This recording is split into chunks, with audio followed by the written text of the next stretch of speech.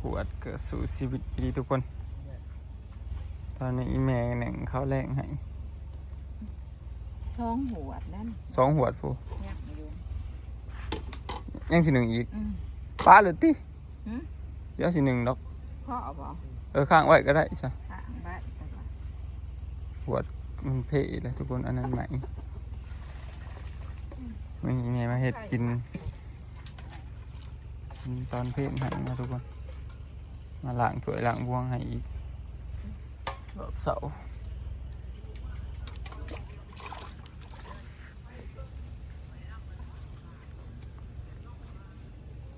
ไก่สิกลับแล้วทุกคนอีเมก็พอดีสิทายอัปเดตให้เบิ่งเลยทุกคนว่าเมื่อนี้เขาได้เห็ดยังไงเมื่อนี้เขาอันอีพอเนาะปลารถไถรถใหญ่มาดึงไว้อีพอตั้งอันประตูบกเอี่ยมให้ก็แค่นี้เนี่ยทุกคนมันเห็ดบลายเพราะว่าไพ่รับอันส่วงตอนเพศเนาะว่าสิเทขานตัวนี้กันน่าจะมืออื่นกูได้เทอีกมื่อนี้วันนั้นว่าสิเจาะอันกำแพงตัวนั้นเนาะเจาะพากำแพงนี่เมื่อกี้นี่ขึ้นไปจับปัดลม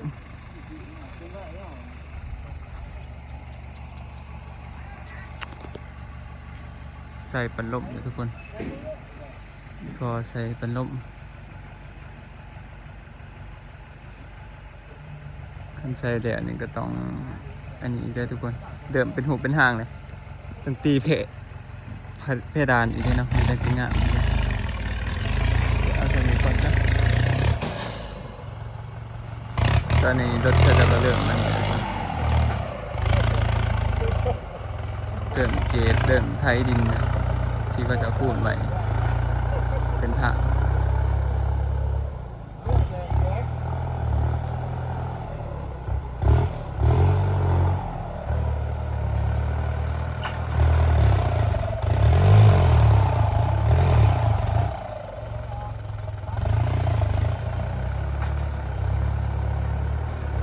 สูงเติบเลยทุกคน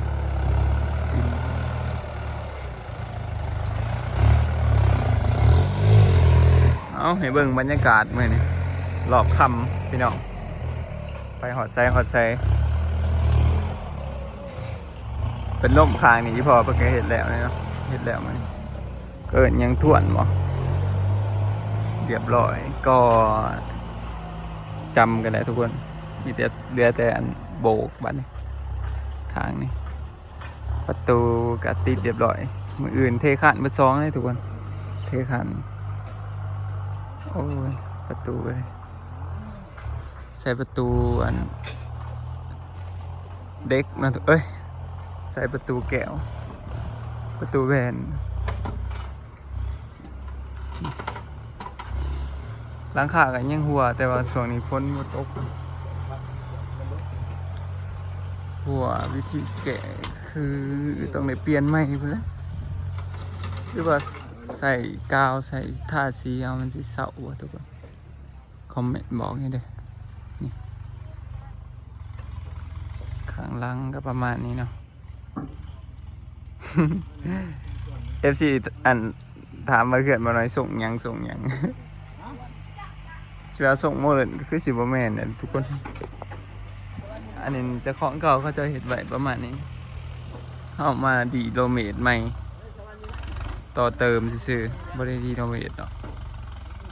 ส่งเงินเนาะ เงินขักเงินนี่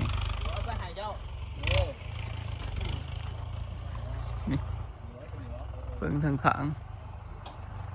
ประมาณนี้ทุกคนเฮ็ดพออยู่ซื่อๆอยู่ไปก่อนพอได้ออกมาอยู่บอนมันสะดวกนี่นะทุกคนบอนนี้มัน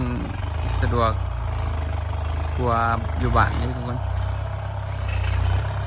บรรยากาศก็คล้ายๆกันกับบ้านบ่น้อยเด้มีไห่มีนามีหัวมีสวนมีคล้ายๆกัน แต่ตัวนี้ก็ดีที่น้ำมันบ่ถ่วมเนี่ยทุกคนข้อดีของมันแล้วก็ไก่อันหานขาเนี่ยไก่ตลาดคำแปงตลาดใหญ่ในเขตนี่แหละทุกคน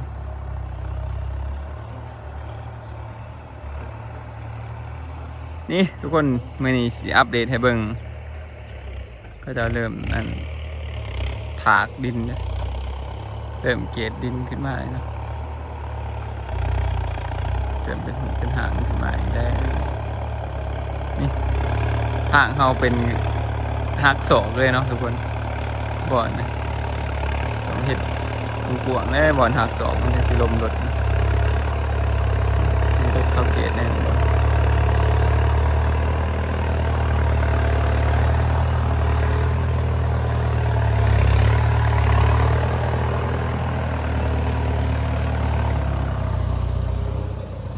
แม่เกียมคลองกลับนะทุกคนมันนี่ก็เมื่อยนะเห็ดหลายอย่างเนาะเห็ดกินเห็ดจ่าคนร้ายเนี่ยจากมันไฟสะไฟทั้งสร้างทั้งคนมนุษย์เนี่ยกินข้าวน้ำกันเองนะทุกคนเห็ดแนวกินแม่เห็ดผู้เดียว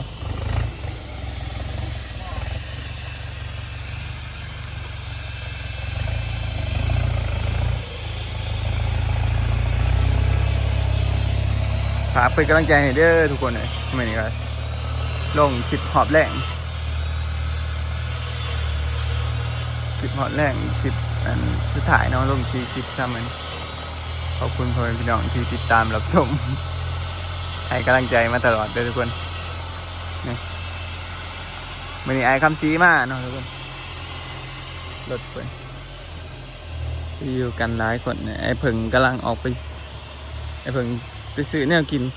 ไปซื้อปลามาว่าสิมาเห็ดเห็ดหนึ่งปลาดวกพักจำแจ่วนี่แหละทุกคนไอ้ดอนพระแบะเสียอีกปล่อยแบะบ่มากลับเลยวะโอ้ยไอ้กี้พ่ออยู่แน่นบ่งามบ่โอ้ยเทียนาเฮ็ดไม่เด้อดินบล็อกคันเด้อรอบนี้คักแต่ว่าร อบนี้คักไอ้ดีแข็งโป่งๆรอบก่อนนี่โอ้ยก่อนมันอยากปุยเพราะว่าโอ้ยกี้นี่ปูนกับบ่ใส่ดินบล็อกเลยใส่ตีหินกับอันทรายแล้วรอบนี้คักไอ้ดีสิได้พอแล้วพอถ้ามีได้ใส่ยังใส่ได้ครับแล้วสิใส่ใหม่ ใส่ใหม่ ใหม่แล้วเนี่ยเป็นขี้ไผ่เด็กเพื่อนขั่ว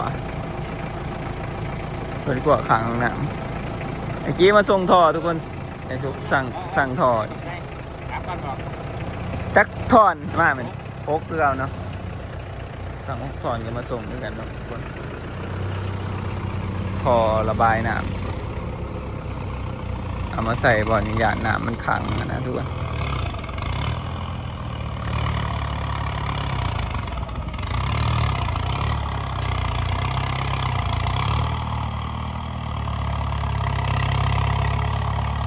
นี่นะทางก็จะเห็ดมือหนึ่งเนาะทุกคนว่าที่แล้วมาจากจะอัปเดตให้เบิ่งก่อนทุกคนรอบแรกต่างจากรอบก่อนซ้ำใดเอาถ้าอันนี้ข้าเจ้าให้ข้าเจ้าดุดเป็นไฮหน้านะนี่ดิเป็นไฮหน้าให้ใหญ่จุดเก่าๆน้อยส่วนก็เป็นไฮหน้าเหมือนกันแต่ก็ให้บ่ใหญ่ไปได้ทุกคนบ่ซ้ำหวานนะ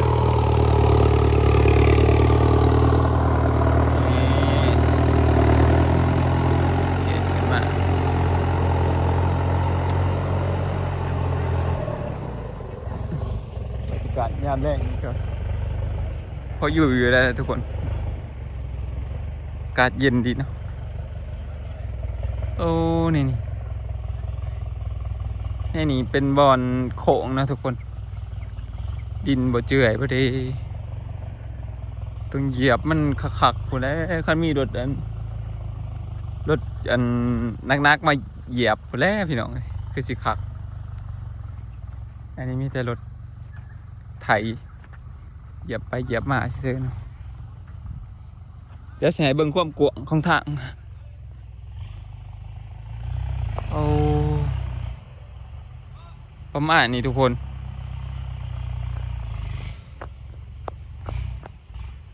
ป้อนก็เห็ดมือเดียวเรียบร้อยทุกคนกะอีแล้วบัดนี้แล้วมือนี้เลยนี่เดิมเป็นทางไงทุกคนขางนี่ก็สิเป็นไฮหน้าไฮใหญ่เลยเกตใหม่ๆนี่ดินบอยางงามเลยเนาะทุกคนพุ่นมันออกนี่เป็นไฮหน้าส่วนเขตป่ากับประมาณนี้ทุกคนเขตป่ายังบ่ได้เถิกบ่ได้ยังเนาะ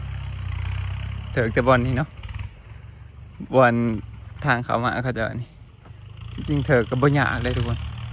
ดินมันเป็นดินเพียงเลยเนาะแถวป่าแถวยังเป็นดินเพียงกันเลยเป็นป่าตึบอยู่ได้นี่ทุกคนทางเขาไปหน้าเฮา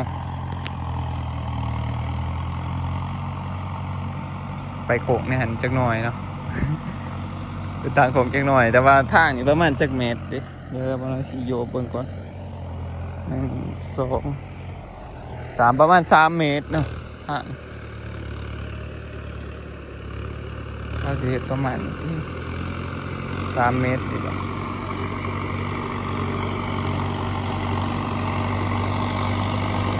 ลมรถอันนี้อยู่ที่เนาะทุกคน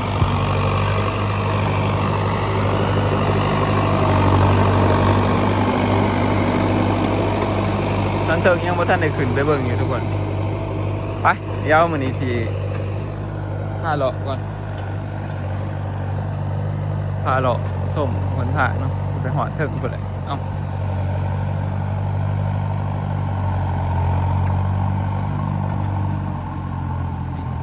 แค่นี้นี่ติดกับเขตแลนด์ได้ทุกคนบอนทางเข้ามานี่จะให้เบิ่ง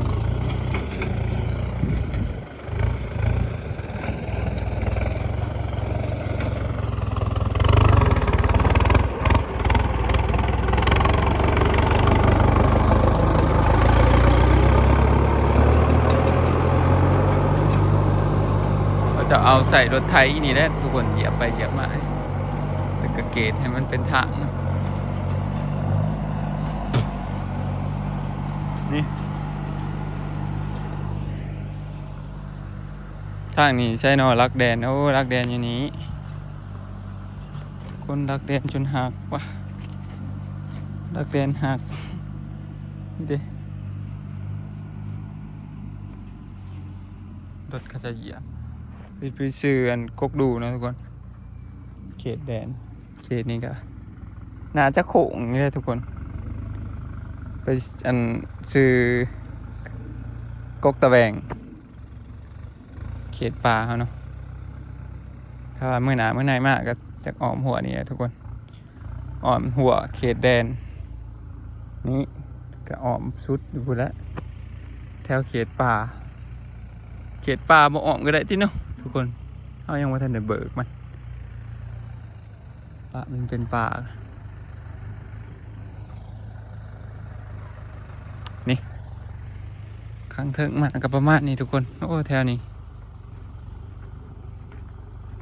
เขาเจ้ายังอันเฮ็ดบ่อยากอันเรียบปานใดเนาะคู่ทางนะทุกคนมันยังบ่ทันเต็มนี่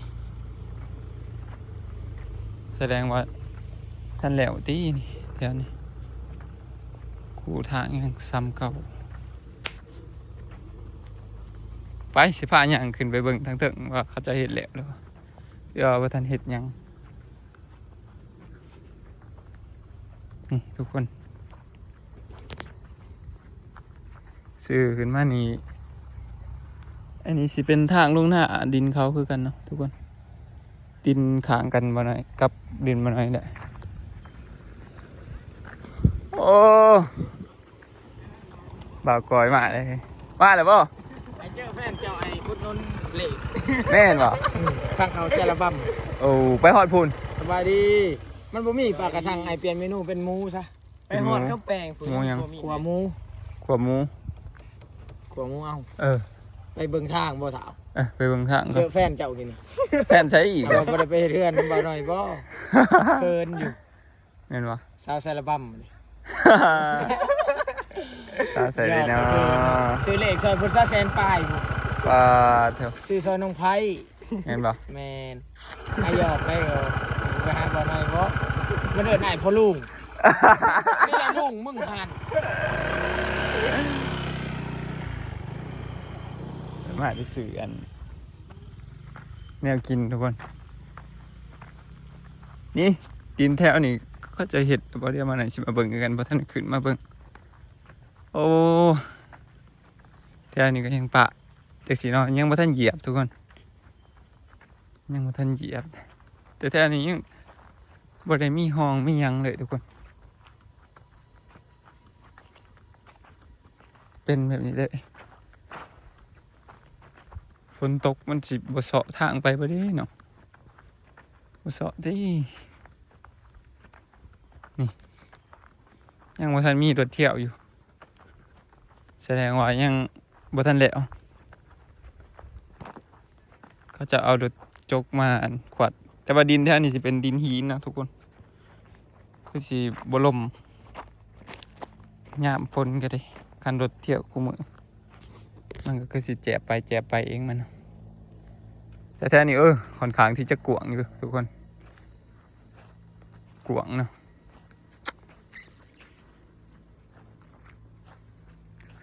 เริ่มแนมเห็นเสือทุกคนเห็นปะไปทางเสือความกวางความไกลเนาะจากทางใหญ่ดินมาหน่อยอันดินหน้าไปหาทางใหญ่กับประมาณ500กว่าหรือว่า600 เมตรเนี่ยนะทุกคนประมาณนี้เนาะโอ้ยคันเดียวนี่ก็เที่ยวสบายแล้วทุกคนรถล่างเขามาง่ายสะดวกสบายบัดนี้แต่ว่าแถวนี้เขาเจ้าบ่ได้เอาออกเนาะต้นใหม่แถวนี้ขาต้นให้อันหนึงสิเป็นเขตอันป่าสงวนเขาจะนี่ไปได้ซ้ำนี้ได้ติพี่น้องเอ้ยทางเฮาก็ดีนี่ลัดลงใส่หน้าประมาณนี้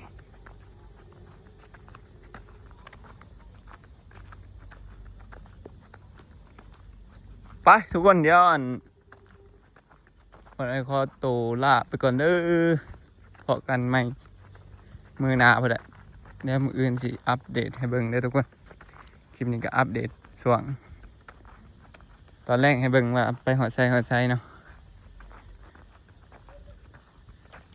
เดี๋ยวกลับเมื่ออันเฮ็ดเบียกตัวเองต่อไปเลยเพื่อนจากมือได้สิเดียว